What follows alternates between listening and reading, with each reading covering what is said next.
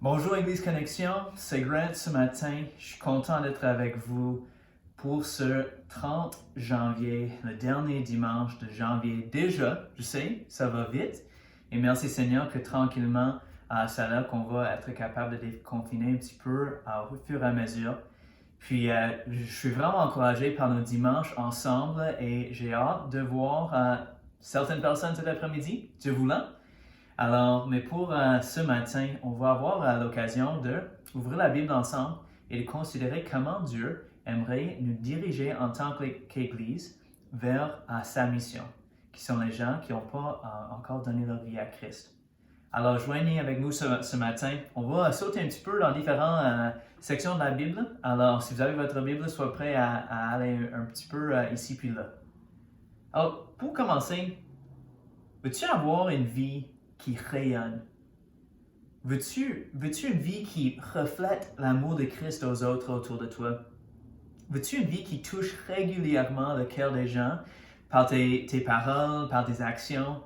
Puis que les gens autour de toi ont comme tellement, oh wow, il dit, hey, je t'ai touché, oh wow, cette personne-là m'a vraiment marqué, m'a vraiment touché. Ben, je pense qu'on aimerait tout ça.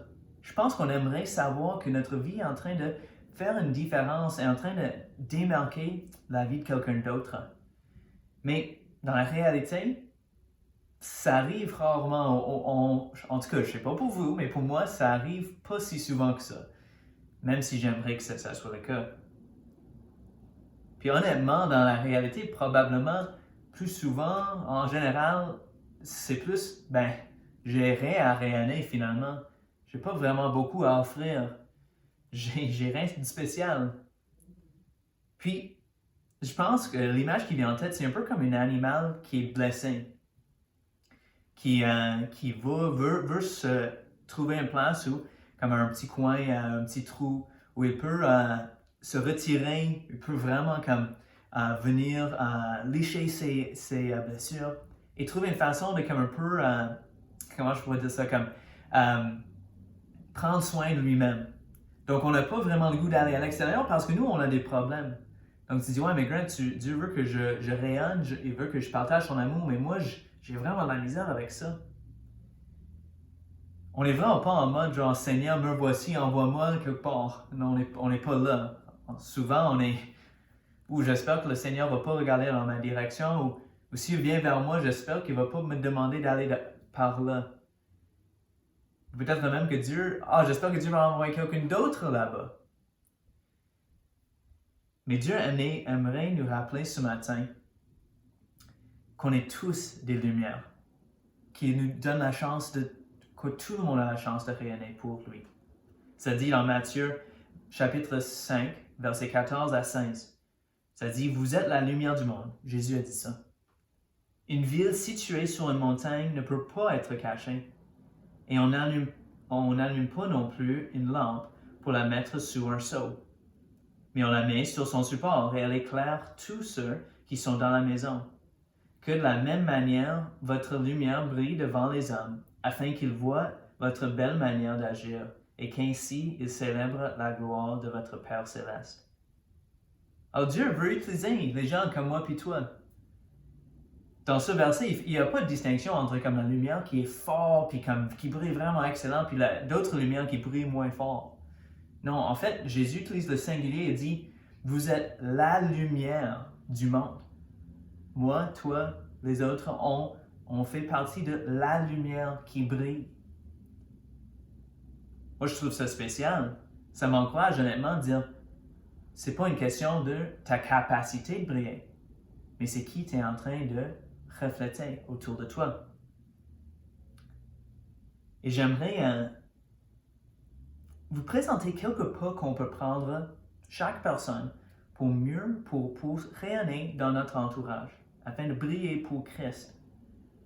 Et ma prière, c'est que Dieu montre son désir à travers ça, que ce n'est pas qu'on reste dans notre petit coin, qu'on liche nos blessures, mais c'est qu'il veut qu'on va vers les autres gens, qui eux aussi ont besoin de lui. Parce qu'en bout de ligne, on a tous besoin de Jésus, n'est-ce pas? Alors voici quelques rythmes accessibles que Dieu t'invite à intégrer dans ta vie. Je ne veux pas ajouter des nouvelles choses à plein de trucs extra à ta vie, pas comme une nouvelle liste, voici quoi faire ou pas à ajouter. Donc, c'est pas ça l'idée. L'idée, c'est de les intégrer. C'est des choses qu'on peut amener, qui peuvent venir joindre qu'est-ce qu'on fait déjà dans nos vies quotidiennes ou même dans nos semaines. Et je ne veux pas partager ça pour vous mettre un fardeau puis pour vous décourager. Non, c'est pour vraiment vous donner des idées et que vous mettez quelques-unes de ces idées en pratique cette semaine. Puis l'autre côté, c'est que c'est pas genre des stratégies qui vont soudainement, on va voir plein de gens qui vont être transformés par Dieu. Mais ce serait excellent, puis ce serait merveilleux, mais on ne s'attend pas que soudainement, parce qu'on met un outil en pratique, que finalement c'est ça qui change les vies. C'est Dieu qui change les vies. Et moi, j'ai entendu parler de ces 5 rythmes. Ça fait à peu près une an et demi à l'académie. Je suis une des responsables là, puis honnêtement, depuis ce temps-là, j'essaie de les intégrer un peu dans ma vie, puis ça fait 1 an et demi, puis j'ai encore beaucoup de misère. Oui, il y a des moments où ça fonctionne bien, puis je peux intégrer certaines choses, mais il y a des moments où je me suis dit, hey boy, j'ai complètement oublié ceci, puis ça, puis ça me décourage un peu. Puis honnêtement, j'ai l'impression que je veux juste comme m'isoler ou je veux juste passer du temps avec des gens qui me ressemblent. Parce que c'est juste plus facile, n'est-ce pas? C'est juste plus facile de s'entendre avec les gens avec qui on a plus en commun. Mais Dieu ne nous appelle pas à juste rester dans ce qui est confortable. Parce que lui, il est amour, il veut que nous, on démontre et qu'on reflète son amour dans la vie des autres autour de nous. Et honnêtement, c'est pas super difficile d'aimer nous-mêmes, n'est-ce pas? C'est plus difficile d'aimer les autres qui sont très différents que nous. Alors Dieu veut que je mène une vie qui fait réagir les autres. Eux, ils vont dire, se pose la question, mais pourquoi est-ce que Grant agit de même? Pourquoi est-ce que telle personne agit de même? Puis, ces questionnements-là vont être une porte d'entrée pour nous, qu'on puisse partager la raison pourquoi. Et la raison, c'est parce qu'on a tellement reçu d'amour de la part de Dieu qu'on aimerait le donner en retour. Alors, on veut saisir ces occasions-là. Donc, on se lance. On se lance, OK? Voici le premier de nos 5 rythmes. En passant, c'est probablement pas des choses nouvelles. En passant, on va faire un peu de révision peut-être. Mais c'est important, puis c'est des choses, je pense, qu'on peut oublier. Le premier rythme, c'est bénir. Et le passage que j'aimerais qu'on regarde ensemble, c'est Galates 6, versets 9 à 10. Ne négligeons pas de faire le bien. Je pense que je viens juste de mentionner ça, n'est-ce pas, qu'on oublie des fois. Ne nous négligeons pas de faire le bien, car nous moissonnerons au moment convenable, si nous ne relâchons pas. Ainsi donc, pendant que nous en avons l'occasion, pratiquons le bien envers tous et en particulier envers nos proches dans la foi. Alors le rythme bénir, c'est vraiment basé sur cette idée de soutenir les autres. Puis il y a une expression, puis je ne sais pas exactement si ça traduit super bien en français, mais c'est comme soutenir le bras de quelqu'un d'autre. Donc de venir, donc eux ils sont en train de porter quelque chose d'autre, puis on vient, puis on donne un soutien. On les aide, on les accompagne, on les donne un coup de main.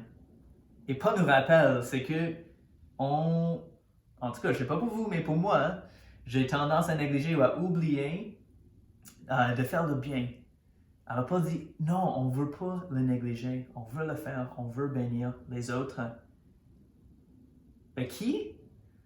Est-ce qu'on veut juste bénir les gens de l'Église? Oui, on veut bénir les gens de l'Église, mais on veut aussi, Paul dit, on veut bénir tout le monde. Ça, c'est notre rôle en tant que disciples de Jésus, c'est de bénir les autres. Et l'amour de Christ nous dirige dans cette direction, n'est-ce pas? Christ était une bénédiction pour nous. Il a donné librement son amour pour nous. Et ça va être un moyen que les autres peuvent avoir des questions par rapport à notre vie. Parce que c'est pas tous les jours qu'on est béni par les autres, que les autres font des choses gentilles envers nous. Puis ça pourrait susciter des questions. Alors, voici super vite. Je sais que vous savez déjà ça, mais super vite. Voici 3 façons, 3 grandes lignes façons qu'on peut bénir les autres. Tu peux bénir quelqu'un par des mots d'encouragement. Tu peux envoyer un texto, tu peux faire un appel, tu peux envoyer un courriel, juste pour les encourager. Ça peut être une ou deux phrases, comme ça pourrait être plus que ça. Ben, tu peux bénir quelqu'un par tes actions, pelleter de la neige, donner un lift à quelqu'un quand leur char ne fonctionne pas, etc. Beaucoup d'options qui sont là. Tu pourrais même bénir quelqu'un par un cadeau. Ça ne doit pas coûter cher, mais c'est l'intention qui compte, qui démontre qu'on pense à cette personne. Alors rappelle-toi que l'objectif, c'est pas de bénir comme 1000 personnes, puis c'est comme, go, on va bénir. Non, non. Ce serait merveilleux, mais on a du temps limité, n'est-ce pas? Puis on a des ressources limitées. Donc utilisons ça pour bénir des gens en particulier. Mais Dieu nous a placés dans des endroits spécifiques. Alors soyons attentifs à qu'est-ce qu'il veut faire. On peut poser la question, est-ce qu'il y a un moyen que je puisse soutenir quelqu'un dans mon entourage par une parole, une action ou un cadeau? Juste cette semaine, y a-t-il quelque chose que je pourrais faire? Parce que si on n'est pas sûr, ben Dieu peut nous aider. Et je vous encourage, si vous n'êtes pas sûr, de demander à Dieu de t'aider à voir, y a-t-il un besoin autour de moi? Puis ça se peut que Dieu va révéler un besoin à travers ta semaine. Puis c'est pas toujours des besoins planifiés d'avance qu'on peut aider des fois d'une façon spontanée. Souvent, probablement, c'est plus les moments spontanés que les moments planifiés. Alors voilà le premier rythme, bénir. Le deuxième, c'est manger. Et dans la Bible, il y a 3 occasions où ça parle de Jésus avec la phrase « Le Fils de l'homme est venu ». Ça vous peut-être dit de quoi. Puis même dans votre tête, vous êtes même en train de peut-être de répondre ou de finir cette phrase-là. Il y a 3 différentes occasions où il dit « Le Fils de l'homme est venu ». Et 2 sont bien connus. Probablement tu as pensé à ça, ou peut-être tu as pensé déjà à ça. Le Fils de l'homme est venu non pour être servi, mais pour servir et donner sa vie en rançon pour beaucoup. Ça, c'est Marc 10, 45. Le Fils de l'homme est venu, l'autre, c'est le Fils de l'homme est venu chercher et sauver ceux qui étaient perdus. Ça, c'est Luc 19, 10. Mais le troisième, ça va peut-être te surprendre, et ça m'a surpris quand je l'ai trouvé, quand j'ai fait mes recherches cette semaine. C'était en Luc, chapitre 7, verset 34. Le Fils de l'homme est venu, il mange et il boit. T'attendais-tu à ça? Le Fils de l'homme est venu, il mange et il boit. Les autres, c'est bien sûr, ouais, Jésus est venu servir, est venu sauver, mais Jésus est venu, il mange et il boit.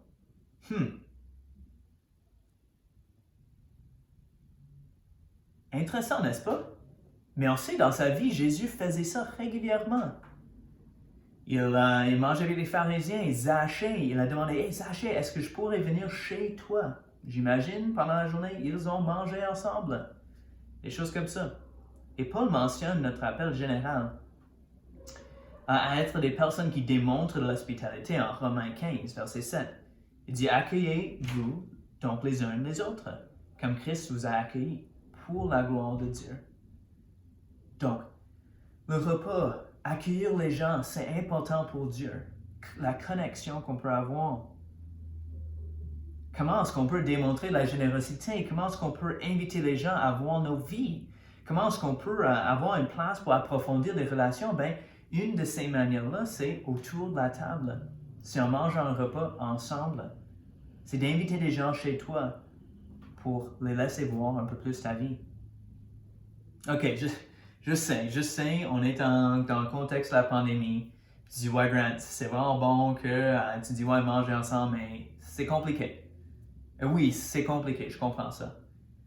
Mais en même temps, tranquillement, on se déconfine. Tranquillement, il y a différentes occasions qui vont se présenter. Prochainement, on va être capable de recevoir une autre famille chez nous. Donc, tranquillement, les portes s'ouvrent pour qu'on puisse vivre ce rythme-là en particulier à nouveau. Mais je vous donne un défi. Y a-t-il d'autres moyens qu'on pourrait faire ça? Pourrais-tu inviter une personne à aller marcher, puis toi, tu vas acheter un café pour eux? Puis ça pourrait être une façon de démontrer de l'hospitalité. Puis, à la base, Dieu nous a accueillis dans sa famille. Et maintenant, nous, on a l'occasion d'accueillir les gens dans nos vies, de partager qu'est-ce qu'on vit et de partager l'amour que Dieu nous a donné. Alors, les deux premiers rythmes sont bénir et manger. Et ce sont des actions qui ont plus le regard vers l'extérieur, vers les autres personnes. Mais le troisième et le quatrième rythme sont plus centrés sur l'œuvre que Dieu veut faire dans nos vies quand on va aller vers les autres personnes. Le troisième rythme c'est d'écouter, spécifiquement d'écouter l'Esprit. Pour ceux qui sont assistés au feu la semaine passée, chez Steve et Catherine, Steve a pris un peu de temps pour nous parler de différentes places où on voit écouter l'Esprit dans la parole de Dieu. Alors, je vais pas trop me tarder sur ce sujet-ci. Mais en Romains 8, verset 14, ça dit, « En effet, tous ceux qui sont conduits par l'Esprit de Dieu sont fils de Dieu. » Pour mener des vies qui font réagir, on a besoin d'être à l'écoute de Dieu. Et ceux qui sont des fils et des filles de Dieu vont être à l'écoute de lui, vont vouloir savoir qu'est-ce que l'Esprit veut me dire. En quelle direction est-ce que Dieu veut m'amener? Et la façon principale qu'on fait ça, c'est quand on met les distractions de côté et c'est par le silence. Et pour certains d'entre nous, moi inclus, le silence, des fois, c'est difficile. Parce que nos pensées, nos cerveaux fonctionnent à 100 000 de l'heure, puis ils roulent, puis de prendre un peu de temps, puis un peu de recul, puis de juste réfléchir, ça nous met un peu mal à l'aise. Mais c'est une façon de laisser Dieu venir interagir avec nous. Si on prend quelques minutes, 2 minutes, 3 minutes, 5, 20 minutes, si on peut prendre ce temps-là, on peut créer un espace pour que Dieu puisse venir nous partager certaines choses, nous rappeler de ce qu'il a dit dans sa parole, d'amener une personne à notre esprit qu'on pourrait bénir cette semaine. Puis, je pense aussi, il y a une chose importante dans ce processus d'être disponible. Seigneur, qu'est-ce que tu veux que je fasse? Parce que quand on va aller, on va vouloir faire ci puis ça, mais on veut que c'est Dieu qui est en train de nous diriger. Alors de mettre du temps à part pour vraiment réfléchir pour réfléchir à qui Dieu est et qu'est-ce qu'il aimerait me dire aujourd'hui. Surtout comme au début de ta semaine. Ça serait ma recommandation, que tu pratiques ce rythme-là au début de ta semaine. Parce que ça peut bien enligner le restant de ta semaine. Puis peut-être aussi pendant que tu passes ce temps-là avec Dieu, ça pourrait peut-être aussi être un temps de parler avec lui un peu par rapport à comment tu vis les rythmes de vie. As-tu des peurs, des craintes qui ont popé pendant que tu as essayé de mettre ces choses en pratique? As-tu vu d'autres obstacles? Et tu aimerais, Dieu, peux-tu enlever cet obstacle, s'il te plaît? Ou peut-être tu as vu que tu manques d'initiative puis que tu as de la paresse dans ta vie. Puis tu te dis, Seigneur, finalement, cette semaine, j'ai démontré que je ne voulais pas vraiment mettre certaines de ces choses en pratique.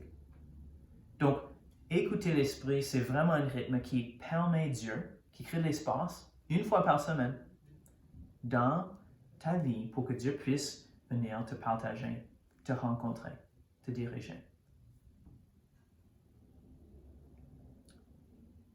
Le quatrième, c'est apprendre. Apprendre Jésus. Jean 14, versets 6 à 7 dit, Jésus dit, « C'est moi qui suis le chemin, la vérité et la vie. On ne vient au Père qu'en passant par moi. Si vous me connaissez, vous connaîtriez aussi mon Père. » Quand on bénit les autres, quand on mange avec eux, on va avoir des discussions. On va avoir des choses qui nous ramènent à discuter de notre foi. Et les gens vont vouloir comprendre ce que Jésus pense sur différents sujets. Et c'est, puisque Jésus est le chemin, la vérité et la vie, on veut continuellement être en train d'apprendre qu'est-ce qu'il enseigne, qu'est-ce qu'il veut dire dans différents contextes. On veut essayer le mieux qu'on peut de comprendre différents enjeux. Alors, apprendre Jésus, c'est de prendre un moment dans ta semaine à part ta lecture biblique quotidienne, de vraiment apprendre Jésus, de vraiment creuser qui il est, sa personne, qu'est-ce qu'il aime beaucoup. On peut même se poser la question, qu'est-ce que Jésus fera, pensera ou sera maintenant, en ce moment? Qu'est-ce qu'il va faire? Qu'est-ce qu'il aimerait faire?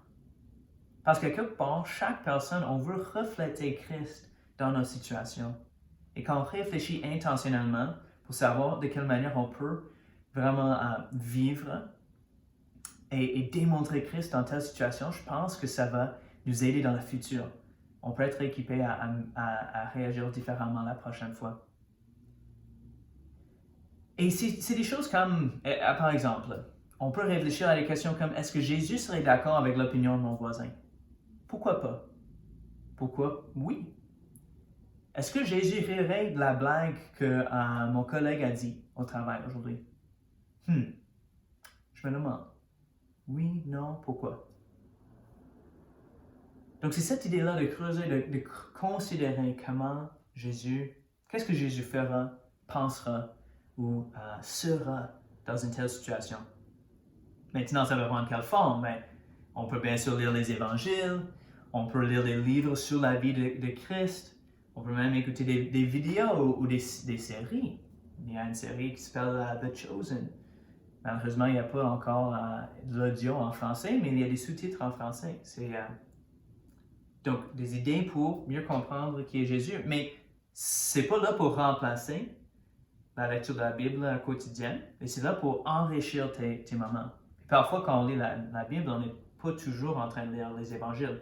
Donc, une fois par semaine, si on revient puis on retourne à ce que Jésus veut nous enseigner, ça va vraiment nous nourrir et nous aider à avancer. Parce que quelque part, on veut que Jésus nous met au défi, qu'il nous pousse, qu'il nous aide à grandir. Et on ne veut pas simplement juste espérer qu'on est en train de grandir, n'est-ce pas? Ok, alors à date, on a vu les quatre rythmes. Bénir, manger, écouter et apprendre. Et la dernière s'appelle envoyer. Et celui-là probablement englobe tous les autres et un peu comme un fondement. Parce que c'est vraiment l'idée d'être envoyé en tant que missionnaire. Et Dieu nous donne le mandat d'aller vers les autres, mais aussi, il veut faire une œuvre dans nos vies. Donc on a vu ça avec bénir, puis avec manger vers les autres. On a vu ça plus à l'intérieur, écouter et apprendre. Mais envoyer est tellement important. 2 Corinthiens 5, verset 20 dit, « Nous sommes donc des ambassadeurs pour Christ, comme si Dieu adressait par nous son appel. » Et un verset que vous connaissez certainement, Matthieu 28, versets 19 et 20 dit, « Allez donc, faites de toutes les nations des disciples, baptisez-les au nom du Père, du Fils et du Saint-Esprit, et enseignez-leur à mettre en pratique tout ce que je vous ai prescrit. » Alors, d'apprendre à reconnaître que tu es envoyé, un missionnaire envoyé par Dieu, c'est vraiment important. Notre objectif, c'est de démontrer le règne universel de Dieu. Dieu est le roi de l'univers, présentement. Et on veut pointer les gens vers cette réalité-là, future, bien sûr, au ciel, on va se réaliser ça, mais on veut aussi le voir son royaume répandre aujourd'hui dans nos voisinages, dans nos travails. Donc, on peut être des gens qui considèrent la réconciliation dans nos propres relations. On veut résoudre des conflits, on veut aider les autres à résoudre leurs propres conflits entre eux. Disons, à ton travail. On peut pratiquer la justice. On peut aider les gens pauvres. Peut-être il y a des causes plus grandes que ça. Que tu veux vraiment voir Dieu agir à travers ces choses. Donc, tu donnes ton argent, ton temps ou d'autres choses pour que vous voyez des changements par rapport à ces enjeux-là. Ça pourrait être la beauté. On peut démontrer le règne de Dieu en reconnaissant sa beauté dans la création. Quand on marche dans la nature, puis quand on apprécie ce que Dieu a fait, avec tous ces différents éléments-là, on peut avoir un cœur de reconnaissance On pourrait aussi aider les autres à restaurer des choses. On peut les aider à réparer leur mariage avec de la prière ou des conseils. On peut offrir de l'aide à quelqu'un qui a subi quelque chose de vraiment, vraiment difficile. On peut même quelque chose de simple comme réparer comme quelque chose qui est brisé, comme un vélo. Certaines personnes ont un don comme ça. De cette manière, on est en train d'amener de l'ordre à les choses qui sont brisées. Et pour Dieu, ça c'est important. Puis il y a plein d'autres choses qu'on pourrait dire. Comment est-ce que tu es un missionnaire à ta job? Comment est-ce que tu es un missionnaire dans différents endroits, là où tu te trouves, dans ta communauté? Alors moi, je vous encourage, celui-là probablement c'est le rythme qui est le plus difficile à identifier, mais je pense qu'on vit comme des missionnaires de différentes manières. Alors peut-être que tu as besoin de prendre un journal, puis d'écrire des notes, ou de réfléchir à ta semaine, comment est-ce que j'ai vécu ça? Et tu penses tranquillement, Dieu va t'amener à dire, ok, on vit comme des missionnaires peut-être plus souvent qu'on s'attendait ou on pensait. Moi, je pense que c'est le cas. Bon, maintenant, donc ça veut dire qu'on a bénir, manger, écouter, apprendre, envoyer. Ça, c'est nos 5 rythmes qu'on veut mettre en pratique. Et on peut prier que Dieu puisse utiliser ces rythmes-là pour susciter des questions et faire réagir les gens pour qu'eux, ils ont soif de Jésus. Et que ça ouvre des portes pour qu'on puisse parler de notre foi. Mais on a chacun des obstacles, n'est-ce pas? Je pense que c'est le cas. Et puis probablement même pendant que tu étais en train d'écouter ça, tu avais des obstacles qui ont popé. Et puis tu as dit, ouais, finalement, je sais pas pour ci ou ça, je suis quand même pas sûr, Grant. On a le désir d'aller vers les gens et de partager notre foi, mais on n'arrive pas à le faire. Mais ce qui est vraiment bon de se rappeler, c'est que Dieu nous accueille quand même. Dieu nous accueille, même avec nos défis, avec nos cœurs qui valorisent d'autres choses que lui. Alors j'aimerais juste regarder quelques obstacles qui pourraient nous empêcher de mettre ces choses en pratique. Et premièrement, 5 choses, Grant? Ah ouais, 5 choses, c'est bien trop. Tu n'aurais pas pu juste nous donner 1 ou 2 choses pour essayer pendant notre semaine? Puis je comprends. Mais en même temps, l'idée c'est d'intégrer ces choses-là, pas d'ajouter plein de choses. Mais ce qui est vraiment bon de se rappeler, c'est que même avant qu'on essaie de mettre quoi que ce soit en pratique, c'est qu'on a déjà l'amour de Dieu. Dieu nous aime déjà, on fait partie de sa famille. Il n'y a rien qui peut faire en sorte que ça ne soit pas le cas. Parce que quand Dieu nous voit, il ne voit pas notre performance, il voit la performance parfaite de Christ. Donc, on a une liberté, on peut aller de l'avant, on peut essayer de mettre ces choses en pratique. Mais on n'a pas besoin d'avoir plein de réussite pour que Dieu est content avec nous. Il est déjà content, mais il veut nous amener plus loin.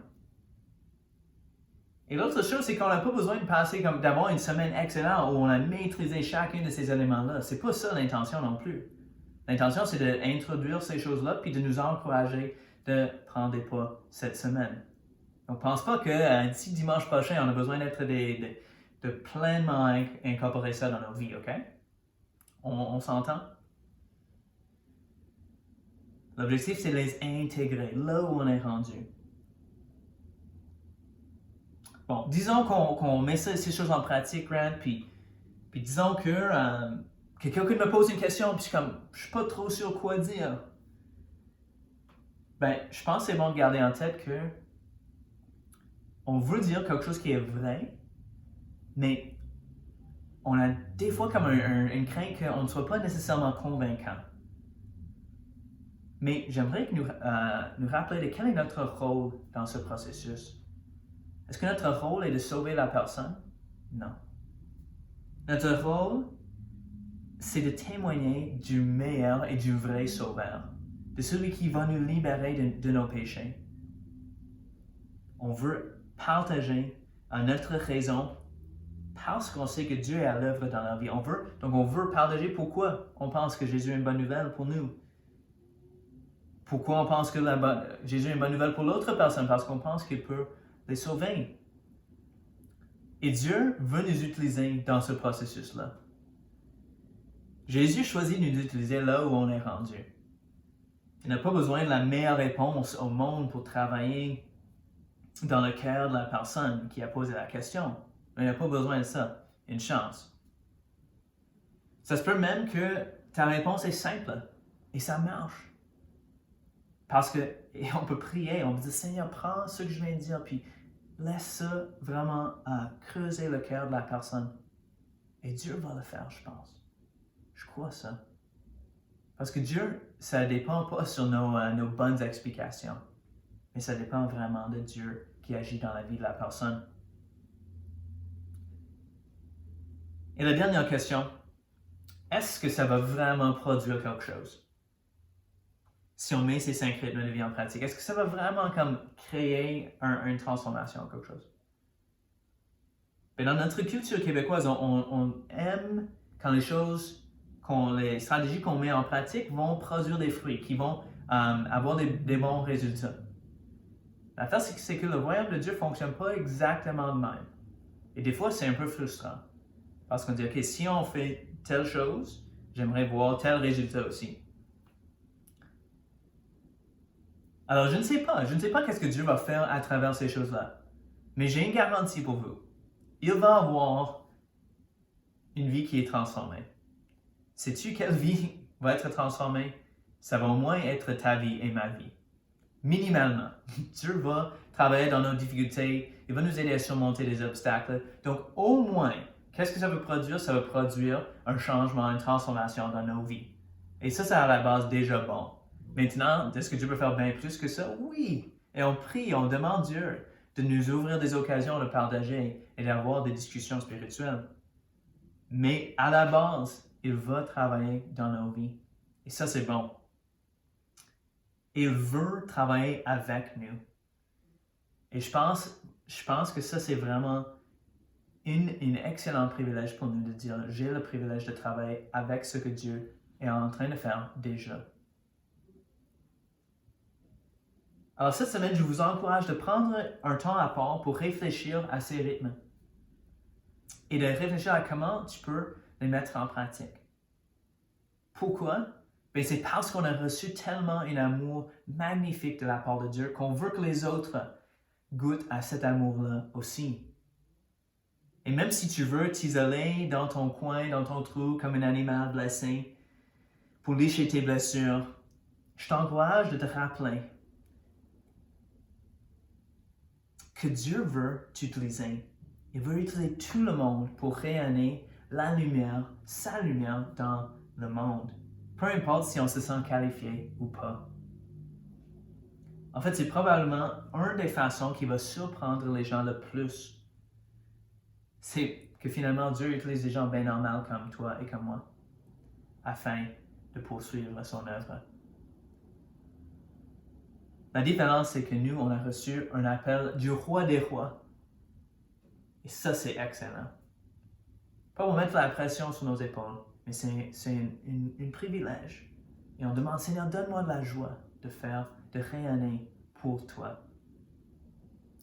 Et si tu n'es pas trop sûr quoi faire, puis, je dirais, commence avec le rythme à écouter l'esprit. Puis pose la question à Dieu. Seigneur, qu'est-ce que tu es en train de faire dans ma vie? Et qu'il te dirige afin tu puisses mettre ces rythmes en pratique. Pour terminer, j'aimerais prier. Seigneur, merci pour ta parole, merci pour ces rappels que tu es à l'œuvre, tu veux nous utiliser malgré nos défis, malgré nos cœurs qui valorisent d'autres choses, Seigneur, tu veux nous utiliser. Je prie, Seigneur, pendant qu'on essaie de mettre ces choses en pratique cette semaine, que qu'on ne soit pas découragé tellement qu'on se détourne de toi, mais que peu importe qu'est-ce qu'on vit, Seigneur, qu'on peut le vivre avec toi. Je prie que tu puisses nous transformer afin qu'on puisse ressembler de plus en plus comme Jésus. Au nom de Jésus, je prie. Amen. Bon matin à vous tous et j'espère que vous pouvez profiter du dimanche ensemble cet après-midi avec d'autres mondes, jaser de qu'est-ce que vous avez ressorti. Rappelez-vous, donc c'est bénir, manger, écouter, apprendre et envoyer. Bonne restant de votre journée. J'ai hâte de vous voir. À la prochaine.